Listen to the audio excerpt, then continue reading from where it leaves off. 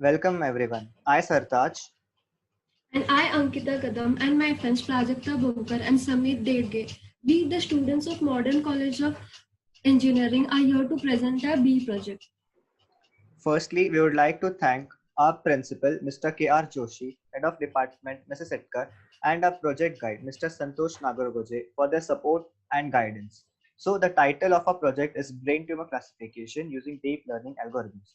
Let's move on to the introduction. Introduction. So, brain tumors are complex and it's difficult to identify tumors present in an MRI. Lack of skillful doctors, especially in developing countries, make it really challenging and time consuming to generate decisions from those MRI. So, we propose an AI system to classify tumor into benign, malignant, pituitary tumors and also fourth class of no tumor and to segment the tumors from the MRI. Also, we would like to access the system through mobile applications as well as our websites. Next slide. Problem statement. A problem statement is to design three different models using artificial neural network, convolution neural network, transfer learning to answer a tumor classification system. Next slide. Objectives. Our primary objective is to help doctors save lives by providing quick results through our system, to classify MRI as with tumor or without, and to explicitly point where the tumor is located in the following MRI. Also, to provide some medical information which will help the patient. Next slide. So, is it really that difficult to classify tumor? Next slide. So here we present two different MRIs. Can you classify these as which type of tumor is present in either of the MRI? It's quite difficult. So let's move on to the results.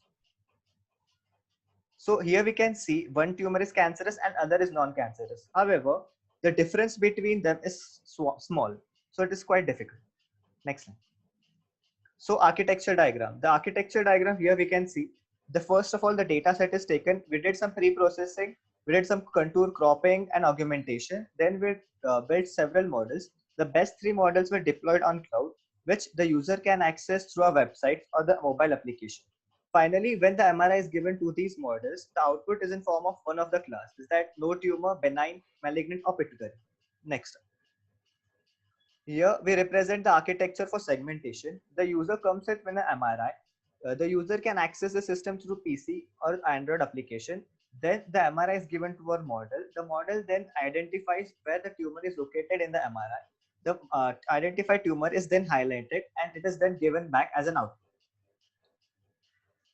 Algorithms. Here comes the interesting part. So we use different algorithms, out of which the first is contour cropping and augmentation. This is used in pre-processing step. As you can see in the given MRI, the MRI image consists of the central brain part and the rest black region consisting of some metadata about the MRI. However, this data is not needed to the machine. So cropping the MRI across this contour is really helpful and reduces waste data. Augmentation. Augmentation means increasing the size of dataset. As we know, medical data is very hard to get, and this data was very less in number. So we needed to augment this data to gather more information from the same images. Next.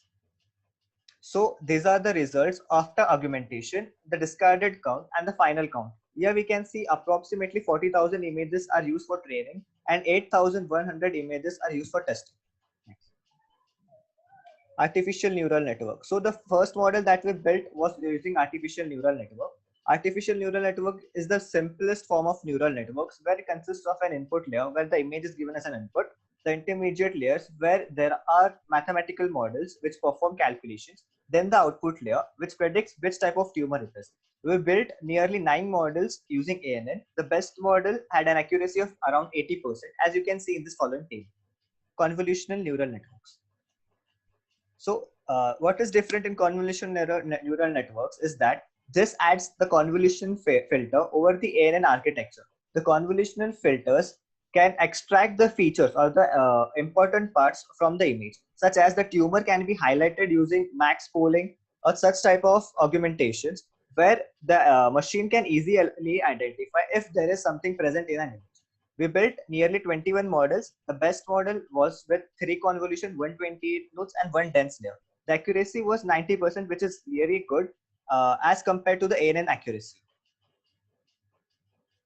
Next slide. Yeah. transfer learning. Transfer learning takes in account of using an existing model which was previously trained. We took different models which were previously trained on other data sets and they were modified for our cost. The best model that we got was VGG16. However, it should be noted that we also modified the structure of VGG16 slightly by deleting the last two dense layers of the VGG model. Here we took the VGG structure as well as the predefined weights and got an accuracy of 94%, which is the highest accuracy as compared to ANN and CNN. Next. Here we can see different models built using TNN architecture, where we can see VGG16 gets the highest accuracy. What's different? So you can ask what's different in our project, like why are we different than other classification projects? So my answer is ensemble learning. Here we built three different models due to a reason, because medical negligency should be avoided at any cost. So here we can see the structure or the system diagram of an ensembled model. The MRI input is from the user is given to all three models. If all three models agree on the same result, then and only that result is published to the user. Else that MRI is augmented in a separate form and it is given again to those three models. If after three trials these models do not agree on a single result, we discard that MRI and say we cannot predict it, because medical negligence should be avoided at all costs. Next. So that is all about image classification. What about image segmentation, tumor segmentation particularly? In tumor segmentation, we used mask RCNN structure in which the tumor is highlighted in a square box and is also color coded for ease of identification. Next slide. So image segmentation took place. Image segmentation is also known as instance segmentation. You can see in the fourth quadrant of the shape images, the shapes are classified according to the pixel and they're also labeled. So there are two tasks that are being performed in image or instance segmentation. Deployment. Deployment, my friend Ankita will continue. Let's go to the part of deployment. We have used Flask for deployment. We have also used Flask for giving an UI to our system. Flask basically is a Python web-based framework. It uses basically two main external libraries, which is Jinga2 and WSGS Toolkit. Jinga2 is used for designer-friendly template Python language, and WSGI Toolkit is used for the website server gateway interface. Here we have built two Flask applications, which is brain tumor classification and brain tumor segmentation. Here we give an MRI input image and we get the desired output. The main problem of Flask application is that it only works on the local server. To overcome this problem, we have deployed these Flask applications on AWS instances.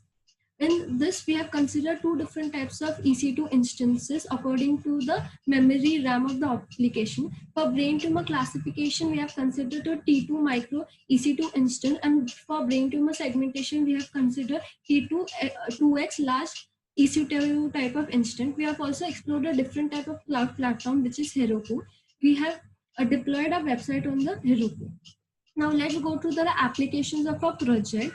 Patients can immediately access the results of the MRI through the mobile applications which we have built. In developing country, there is a shortage of a skillful doctor, though this can use as an helping aid for them. Patients can also see the alternative hospitals, can go for the second opinion. We have given information about the different types of neurosurgeon which are in Pune city in our website. Users no longer have to wait for MRI. They can get information instantly. Here we have provided the URL of our website result. Now let me give you the live demo of our application. This is our website which we have built. Here we have provided the information of the doctors which are in Pune city, and these are the basic questions of FAQ result. This gives them the overview of the algorithm which we have used in the system. This is the application which we have deployed on the AWS EC2 22 micro instance. Here we'll upload an image. And here we get the desired image. Now this belongs to the class of glioma. This is our brain tumor classification application. The brain tumor segmentation. Here we also upload an image, input image, and then we get the desired output here. Here the tumor is being segregated. Here the tumor part is being segregated from the rest of the brain. So a person with a very little knowledge about brain tumors also can can see the difference between the tumor and get a basic or a overview or idea about the tumors which we have used. We have also written some articles about our articles. We have also written some article about our project. This is brain tumor classification. It is an overview of the different types of technology we have used. This is of our brain tumor segmentation, and this is the entire process for the deployment on AWS. Here we have provided the screenshots of our outputs.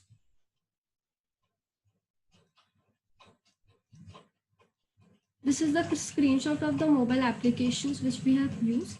Conclusion. Now, as it is mentioned that brain tumor are very complex, so we can see that it's very difficult for the radiologist to classify brain tumor. So we have built an autonomous system for brain tumor classification. We have also explored the different types of deep learning algorithms, ANN, CNN, and TL.